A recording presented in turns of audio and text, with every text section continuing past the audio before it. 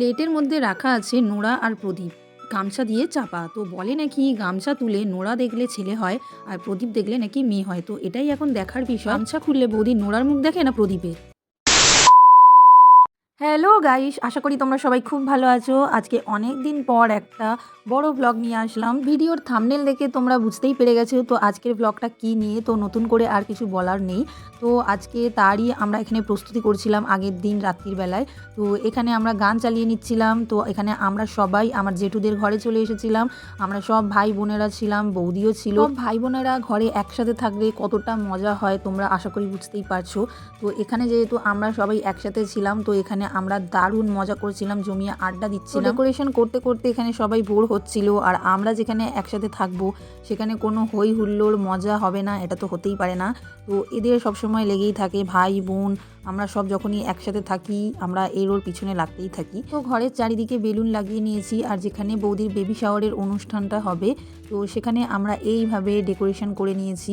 তো সাজানোটা কেমন হয়েছে অবশ্যই কিন্তু তোমরা কমেন্ট করে জানিও। এখানে আমার বৌদি নেই, কারণ আমার ঘরে একটা আমার ছোট্ট ভাইজি আছে। তো আমার বৌদি আসলে আমার ভাইজিকেও নিয়ে আসতে হতো, আর যেহেতু আমরা একটু রাত্রির করেই এসেছিলাম ঘর সাজাতে, তো আর ওকে এত রাত্রির বেলায় বের করবো না বলে তো আমরা ওকে আর নিয়ে আসিনি, আর বৌদিও আসেনি।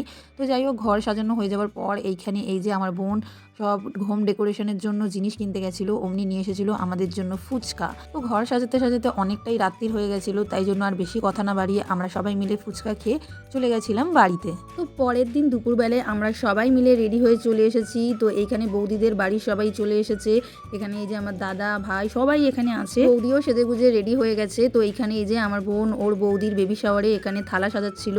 তো এখানে আমরা সবাই উপস্থিত ছিলাম। তো এখানে থালা সাজানো হয়ে যাওয়ার পর যা যা রিচুয়ালস আছে সেগুলো হবে। তো তোমরা কিন্তু পুরো ব্লগটা শেষ পর্যন্ত দেখো।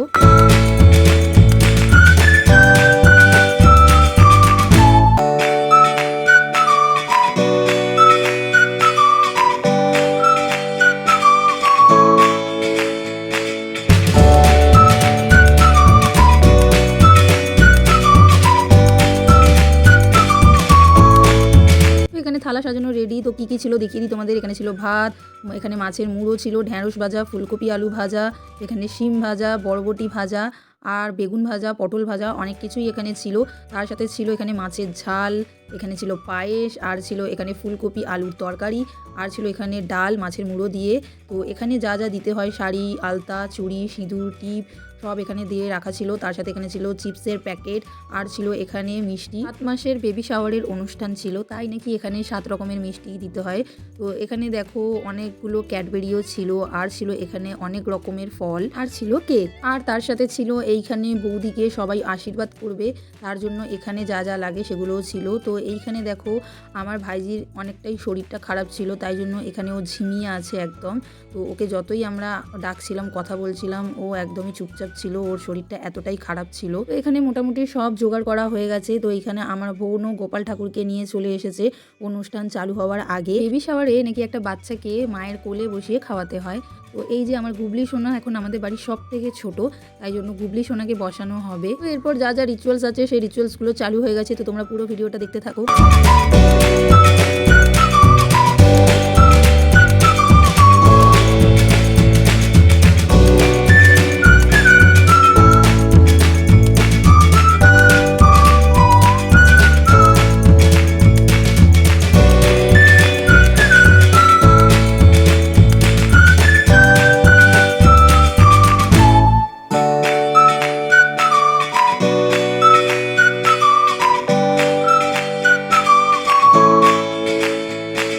বাড়ির সবাই এখানে বৌদিকে আশীর্বাদ করে নিয়েছে।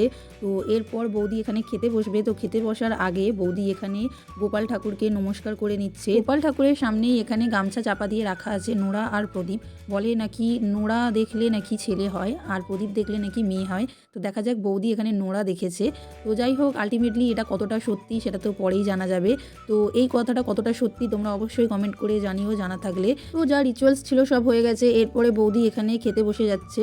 তো তোমরা বৌদিকে দেখে তোমাদের কি মনে হচ্ছে, ছেলে হবে না মেয়ে হবে, অবশ্যই কিন্তু তোমরা কমেন্ট করে জানিও। তো সবার আগে এখানে বৌদি খেতে বসে গেছে। তো এখানে কেকটা কাটিং করে নিল। এইদিকে দেখো একজন খাবার দেখে লাফালাফি করছে, খায় তো কিছুই না, কিন্তু ঘাঁটবে বলে ছড়াবে বলে উনি লাফালাফি করছে দেখে। তো যাই হোক, ওকে শেষ পর্যন্ত কোলে বসিয়ে খাওয়ানো হবে। তো দেখা যাক ও কি করে।